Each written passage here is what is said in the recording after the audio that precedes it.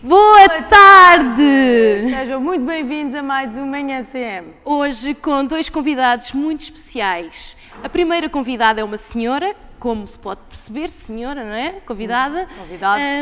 E é conhecida por ser a mulher dos 7 ofícios. Ora, ela é apresentadora, relações públicas, Sim. produtora de eventos. E uma boa produtora. Boa produtora. Ainda escreveu uns livros, já foi professora e é taróloga. Ai, sim. Sabias? Sendo taróloga, relações públicas, apresentadora, só pode ser a nossa querida Tia Maia. E vamos dar as boas-vindas à nossa Olá, querida Tia como Maia. estão? É um gosto tê-la aqui connosco. Obrigada. Já vamos conversar um pouco consigo. De momento, vamos então apresentar o segundo convidado, que será Nelson Mateus, que tem um projeto que é os Retratos Contados. Sim, é um projeto bastante atual e remete para o abandono dos mais velhos, mas também dá... fala entender, sobre sim. a relação entre os Os avós avós e e os netos. netos e os netos e os avós e a influência de uns e de outros na vida De ambos. De ambos. Também vamos ter duas reportagens em que a nossa querida jornalista Marta Taborda esteve lá. Uma delas é para alegrar aqui um pouco e até dançar, quem sabe. Ou a Mariana Esse- cantar, que ela canta muito bem. Eu não canto nada bem, mas posso-vos dizer que é uma gala, que é a gala da Rádio Sim, que o tema foi o Festival da Canção. E espero ouvir lá o Sobe, Sobe, Balão Sobe, mas já vamos decifrar mais umas coisinhas mais à frente. Por enquanto, vamos dar prioridade às senhoras e conversar com a nossa querida Tia Maia. Obrigada. Acho Muito bem. obrigada. Ter aceito o nosso convite. Sempre. Querida Tia Maia, é um gosto recebê-la como a nossa primeira convidada neste dia tão especial, mas primeiro eu quero saber porquê de Maia se o seu nome é Eunice. Eu sou Eunice Cristina Maia Moraes de Carvalho, portanto é um dos meus nomes, um dos meus apelidos.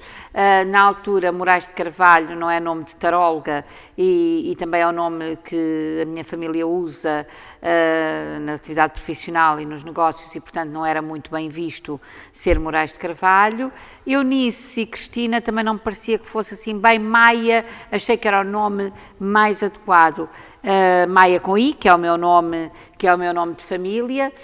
Depois ainda assinei a primeira crónica no Público como Maia, com I, mas depois o cartunista António, que já tinha o seu nome registado na Sociedade Portuguesa de Autores, naturalmente não me permitiu a mim, e eu mudei para o Y e ficou muito E mais assim giro. nasceu Ficou muito mais a giro. taróloga Maia. E tem a ver, não é? Com a Tem, esotérica. porque Maia é uma deusa romana e também egípcia, há vários tipos de Maias que têm a ver com o que está para além da realidade. Portanto, uma vez que é aquilo que eu também faço, é ir além daquilo que é a matéria. Portanto, considera que tem várias personalidades? Tenho. Sim. Eu como muita gente, as minhas são normais. Quer dizer, eu diria que são personalidades que se podem mostrar, que são personalidades que se expõem. A maior parte de nós temos mais do que uma personalidade. E como é que a tarologia surgiu na sua vida? Por acaso, na altura eu namorava com o meu primeiro marido, que era piloto de ralis. Ele estava a passar notas de um treino com o navegador dele. Eu estava chateada que nem um peru e, portanto, comecei a deitar cartas no chão a fazer paciências. Uma amiga que estava lá perguntou se eu estava a deitar cartas, eu disse que não. Ela disse, mas sabes que há pessoas que leem o futuro e que deitam cartas? Bem, comecei a interessar-me e comecei a estudar.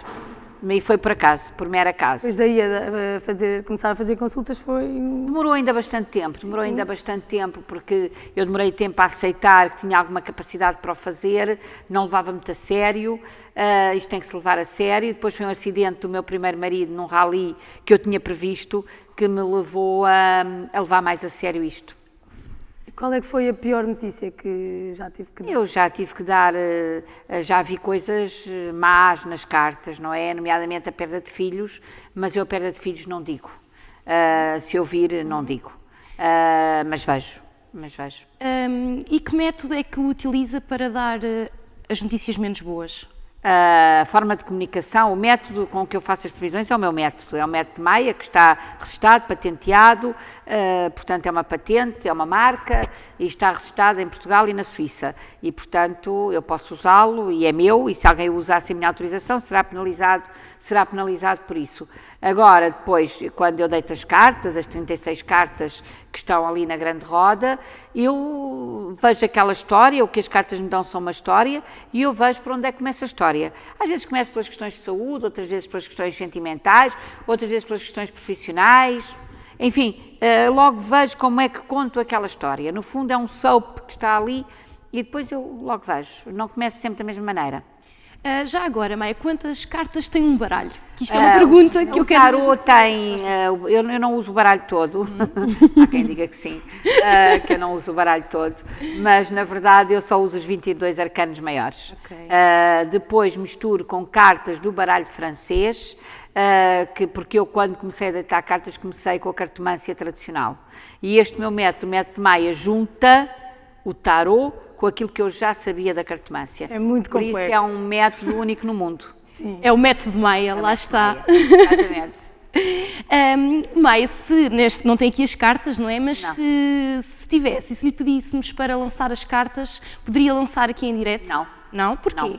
Não podia porque temos aqui muita gente e, portanto, eu não tinha um fio condutor puro. Também não sei qual era a pergunta que me ias fazer, mas não podia deitar. Já muitas vezes dei respostas em público de lançamentos que eu fiz previamente. Agora, para ter uma abordagem séria, credível, eu tenho que ter um ambiente credível. Qualquer arte tem a sua técnica, a pintura tem uma técnica, o bailado tem uma técnica e o tarot também tem. E, portanto, eu tenho que respeitar certos enquadramentos técnicos para não falhar. Muito obrigada, Maia. Temos que seguir a nossa emissão. Muito obrigada por Pena, ficava aqui a falar com e nós adorávamos. Muito obrigada. Nós adorávamos. Assim, uma questão que nós gostávamos de saber, relativamente ao tema do Festival da Canção. Qual é que é a sua música favorita? Qual é? Sempre? Sim, sempre. Do Salvador Sobral, sem dúvida nenhuma. Foi sempre. Mas eu acho que essa música não está aqui na próxima reportagem, mas vamos confirmar de todas as formas. Muito obrigada, Maia. Então, a nossa querida jornalista Marta Taborda esteve na 10ª edição da Gala da Rádio Sim, que se realizou no Coliseu dos Recreios. Sim, foi no dia 12 de outubro. Sim, lá está. E tiveram presentes bastantes caras conhecidas da música portuguesa. De várias gerações. Por exemplo, o António Calvário esteve lá. Sim, a Simone de Oliveira, mas não vamos já revelar Não vamos revelar todos. Vamos ver e a Marta vai-nos contar um bocadinho melhor. Sim, é o 10º aniversário da Rádio Sim. E para celebrar, nada melhor do que encher o Coliseu de Música numa homenagem ao Festival da Canção. Sim. Sim. Sim. Sim. A Gala da Rádio Sim. Não é a primeira vez que eu cá venho todos os anos. E essas flores são para quem? É para entregar à Dina Isabel. Os ouvintes da rádio não faltaram à chamada e encheram o Coliseu dos Recreios em Lisboa. Estão bem dispostos? Sim! Eu estou tão nervosa como na primeira gala, acreditam?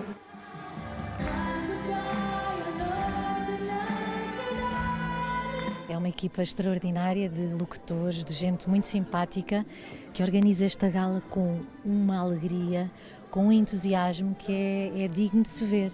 E, portanto, este ano, com o tema do Festival da Canção, tinha que vir cantar o tema vencedor do ano de 1993. Os clássicos do Festival da Canção não deixaram ninguém indiferente. Sobe, sobe, balão sobe, vai pedir aquela estrela.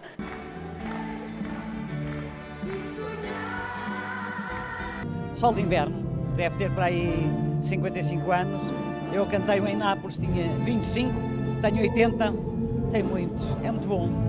E é bom também ver que a sua música perdura por várias gerações. Eu tenho tido sorte de que algumas das minhas canções tenham durado a minha vida quase toda. Muito obrigado de todo o coração. É ouvinte da Rádio Sim? Claro que sim. Sinto-me na obrigação, além de gostar do conteúdo da Rádio Sim. António Calvário, Fernando Tordo, José Cid, Carlos Mendes, Armando Gama e Manuela Bravo também abrilhantaram a noite com a sua música, acompanhados ao vivo pela Orquestra Royal. O grupo vocal da Spell também marcou presença. Houve até quem quisesse assistir a parte da gala na plateia. Quando me convidaram, eu disse logo que sim, porque entretanto desafiaram-me a cantar.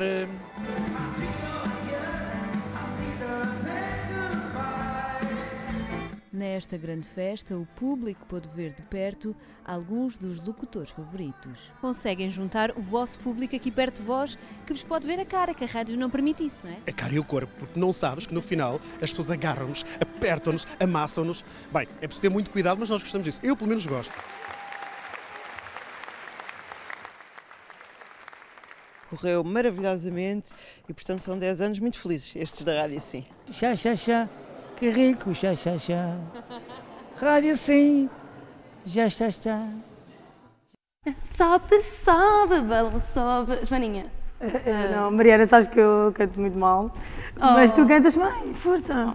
É assim, eu não canto nada bem, mas olha. Cantas muito bem. Mas eu adoro esta música, o que é que sabe de fazer? Fica na cabeça. Olha. Eu fiquei agora ali com o chá-chá-chá do senhor. Não, eu fico a ver com o fatinho, aquele fato cor-de-rosa, choque. Sim, olha, eu ficava com as flores e oferecia-te a ti porque tu cantas muito bem. És uma querida, mas agora, olha, sabes que o público desta rádio são pessoas mais velhas. Não tinha essa ideia, vi ali na reportagem, mas não... Bem, a propósito do que o próximo convidado nos vai falar hoje, o nosso convidado já está aqui connosco, que é o Nelson Mateus. Olá. Nelson, boa tarde, muito obrigada por Obrigado eu pelo convite. bocadinho. Muito obrigada. O Nelson, que tem um projeto que se chama Retratos Contados.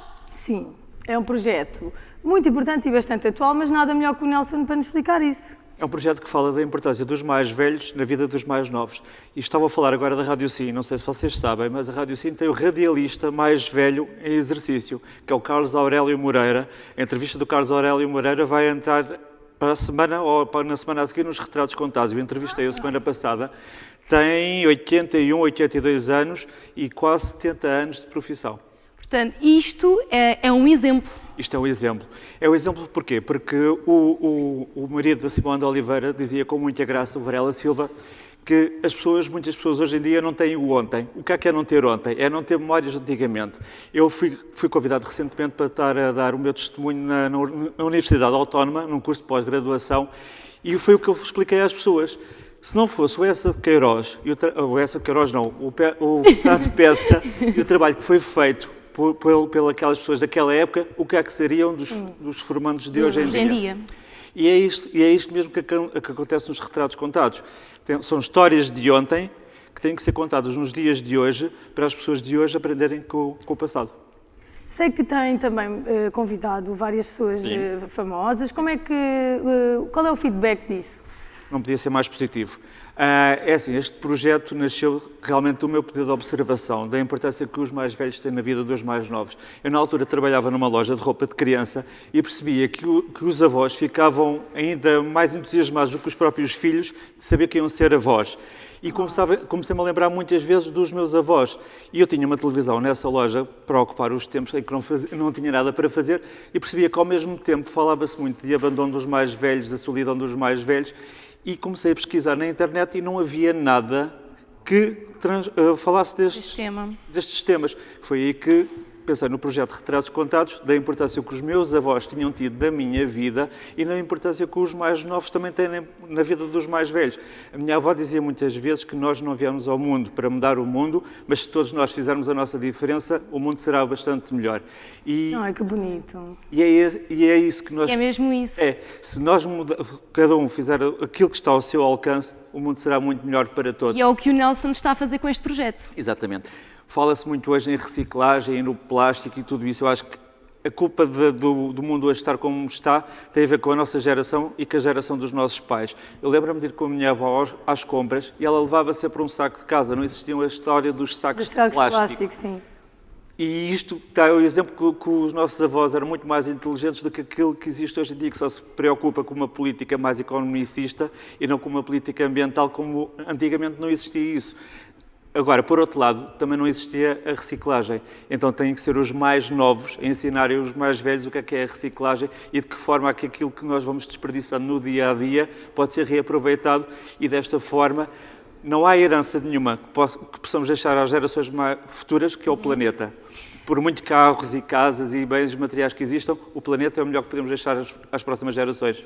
Já agora, Nelson, quem quiser ver mais um pouco sobre este projeto, onde é que pode aceder? Pode aceder através do Facebook Retratos Contados ou através do site retratoscontados.pt. Até agora, o que eu tenho estado a publicar são entrevistas a pessoas conhecidas. Porquê? Porque o exemplo dessas pessoas... Mais feedback, chama mais... E o exemplo dessas pessoas poderá servir de exemplo para outras, mas todos que nos queiram enviar o testemunho e falar da importância que os avós ou que os netos têm na sua vida, podem enviar-me um e-mail e por e-mail, fotos e histórias de vida que nós publicamos no site. E também tem uma página de Instagram, não é? No Instagram também.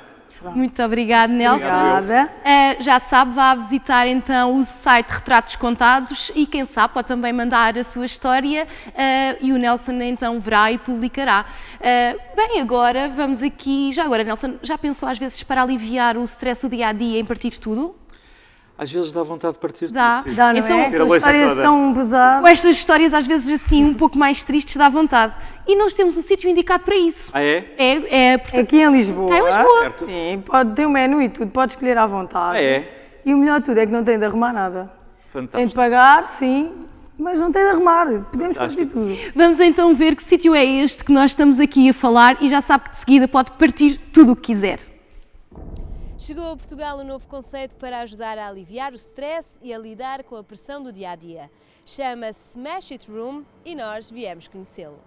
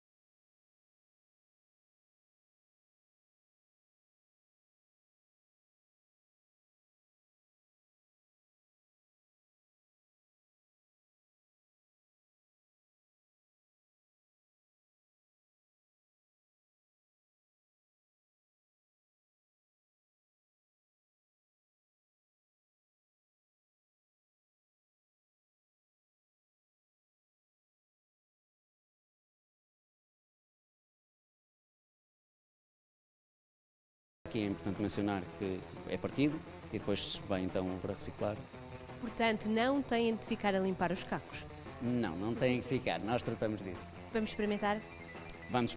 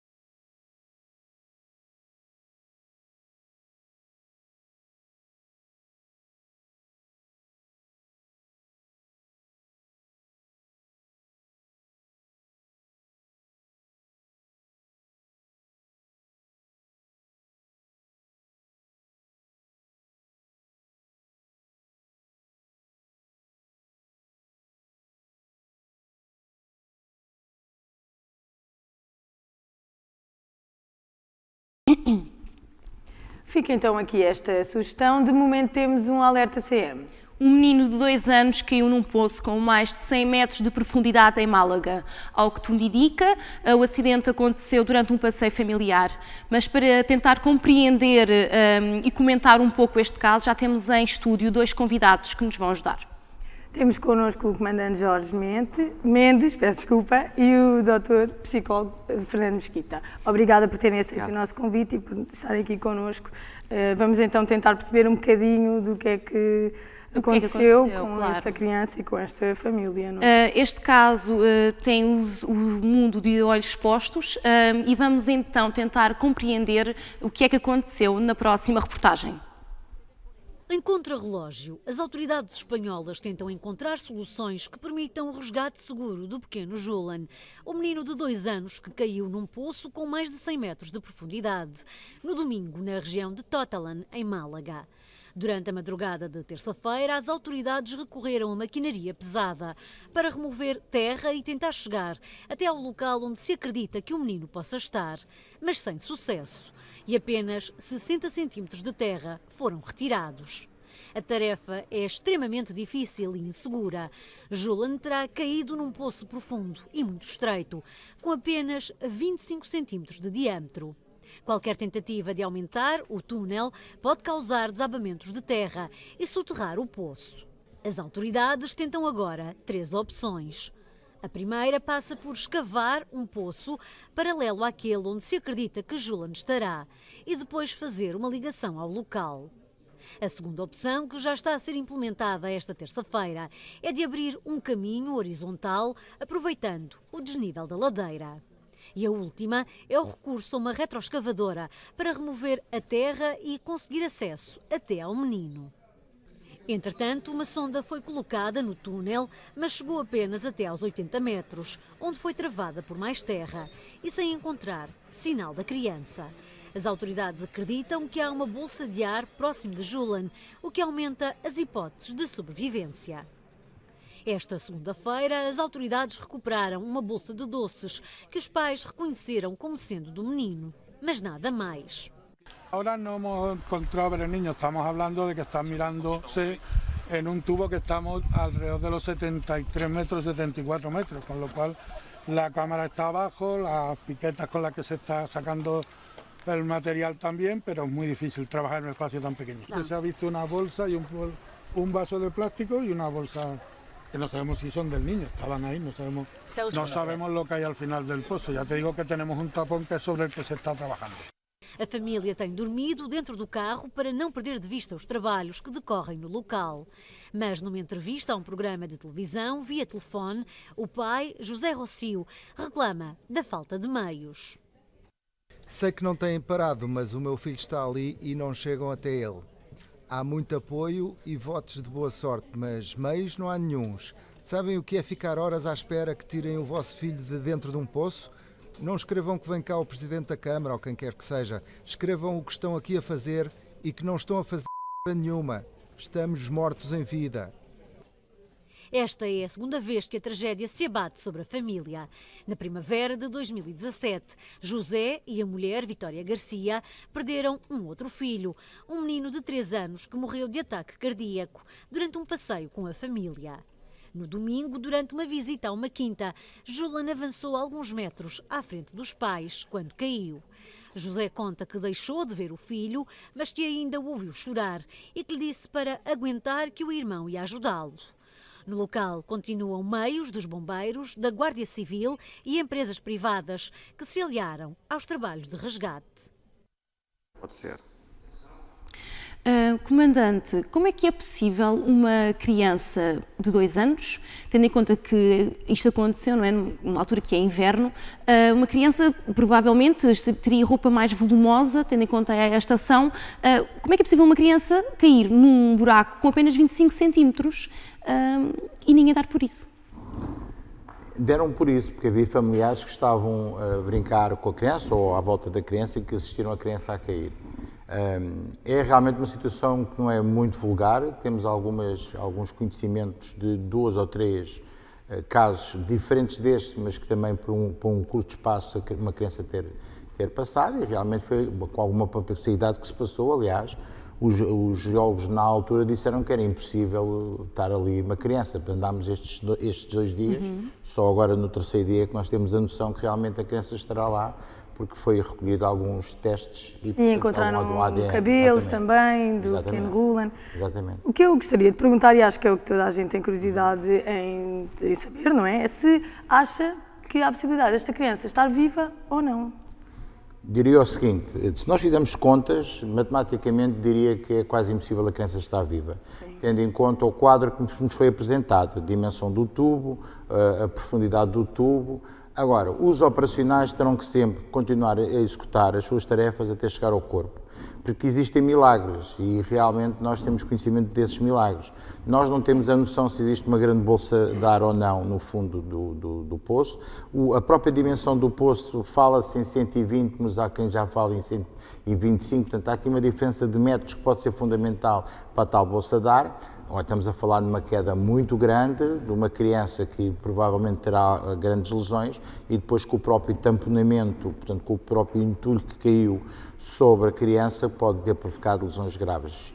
Vamos todos acreditar que a criança esteja viva, sim, mas tenho algumas dúvidas. Ok.